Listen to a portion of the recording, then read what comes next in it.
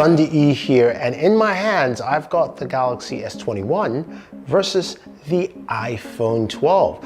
Wanted to find out which is the best in terms of speakers and gaming, because that's what we care about right here. So let's find out. Keep it loud. Alright guys, thank you for joining me on the channel. If you haven't subscribed already, hit the subscribe button and notification icon to watch more videos like this on the channel. So I do have the brand new Galaxy S21 and the iPhone 12, and I figured this was a good price point because this is of course the entry level within both of the series. Yes, I know there's an iPhone 12 mini, but as we've seen, Apple has cut production and is moving over to the 12 and 12 Pro. So most people are looking at the iPhone 12 if you're an iOS user. And of course, if you're a Galaxy user, then the Galaxy S21 is the device for you. So looking at both devices, they've got, of course, different cameras. We have the triple camera setup on the Galaxy S21, and we've got, of course, a dual camera setup. This is not a camera video, so I'm not showcasing that. But go ahead and check out Super Sap's video on that. He does a good job on it, as well as my buddy Danny Wingett. But what we care about is internals for gaming. But before we get to that, what about audio? It's really important in your gaming experience. Both of them have stereo speakers, with the Galaxy S21 using Dolby Atmos. So without wasting any more time, let's take a listen to audio from both speakers and then we'll find out.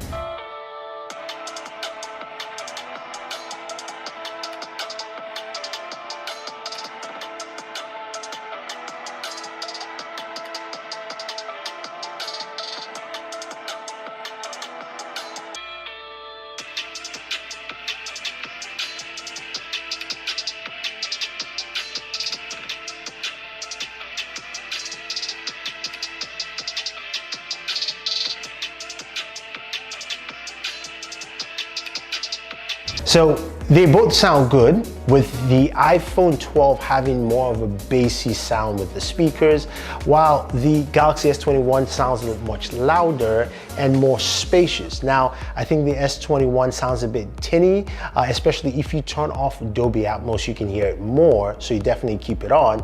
But I want you guys to let me know which of these two speakers you like.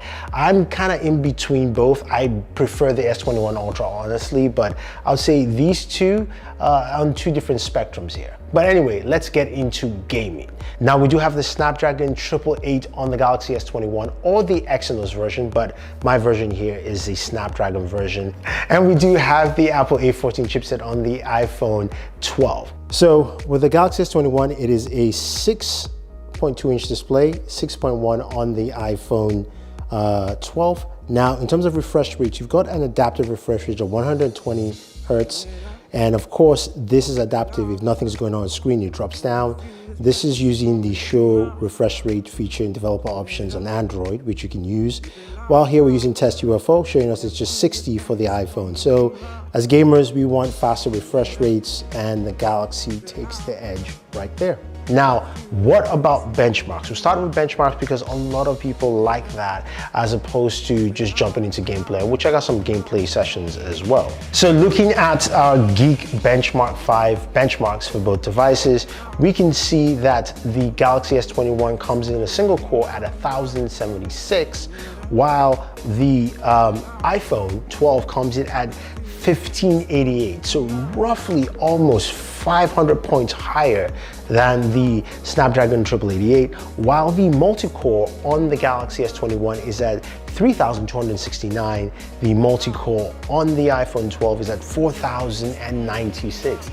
Man, that is huge. That is really massive in terms of the gap here. But to me, all of that means nothing until we look at how it performs with games. Now, as you guys know, I love playing mobile games, and the games we're checking out for this video is really simple. We're going to be checking out, of course, Call of Duty Mobile, which is like a baseline for both, PUBG Mobile, and of course, Genshin Impact. Now you've probably seen me use different accessories to game on my, of course, Android devices and the Galaxy.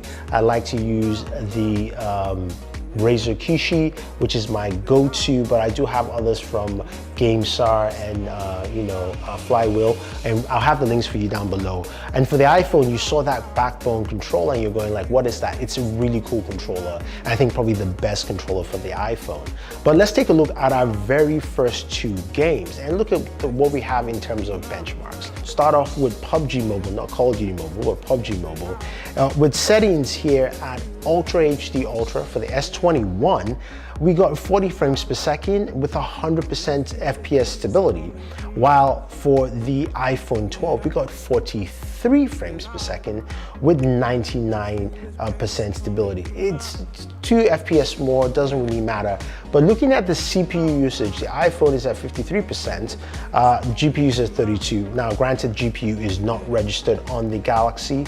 The CPU usage is rated at 10.94. Now, memory usage is much higher on the Galaxy at 840 in terms of the average memory, while it's 675 megabits per second on the iPhone. So again, very similar. FPS is higher on the iPhone, but it's more consistent on the Galaxy. Granted, it's only by 3 FPS points. So when we go over to check, of course, Smooth Extreme, which is the next setting you can use, I like to use with PUBG Mobile. Looking at the Galaxy S21, 60 frames per second, 100% FPS stability, which is great, while the iPhone is at 59% with 100% FPS stability. Again, this is marginal on the line of error, so I think that's fine. CPU usage here for the iPhone is at 56.5% or 50%, while the Galaxy, it's at 13.50. Again, it's registering low. Maybe that would change when we get an update to supporting the GPU software, but again, it's just giving me that.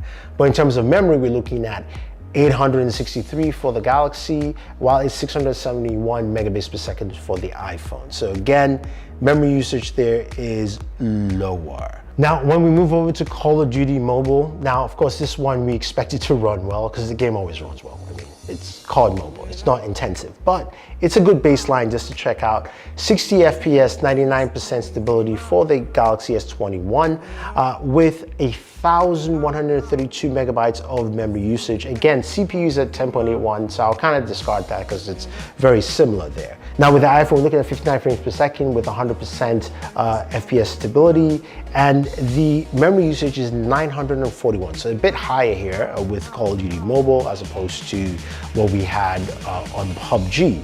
Now, of course, finally, we're going to move over to, Genshin Impact, which of course is a game that is graphically intensive. I, of course, set the game to 60 frames per second, which is the highest you can do. And on the Galaxy S21, we're looking at 60 frames per second, 99% FPS stability. CPU usage does show up higher at 27%, and its memory usage is at 1,417 for its average memory usage. So much higher there. And when we go over to the iPhone 12, we're looking at 58 frames per second. So this is 2 frames lower, and stability is also dropped down to 97%. And CPU usage here on the iPhone is really high, 93.59%. Now, again, I don't fully trust my readings for CPU usage on the Galaxy, but again, it's just really much higher here. And the average memory usage is 1,130. So what does that all mean? I threw numbers out there for you and you're going, okay, but Thunder E, we saw it ran well. And if you look at both gameplays, they run really well in any of those games I mentioned. What it means is simply this: both systems can run games really well. Run the games you want to, and it looks like the Galaxy has caught up. We know that with the Snapdragon 865 or 865 Plus last year, we couldn't run Genshin Impact at 60 frames per second with a high enough FPS stability, and that has improved this year. So that is great to see with that. And it doesn't really matter with benchmark scores because yes, the iPhone had higher benchmark scores, but it ran well. And it also doesn't really matter with memory as well because the Galaxy has 8 gigs of RAM and the iPhone 12 is really around 3 or 4.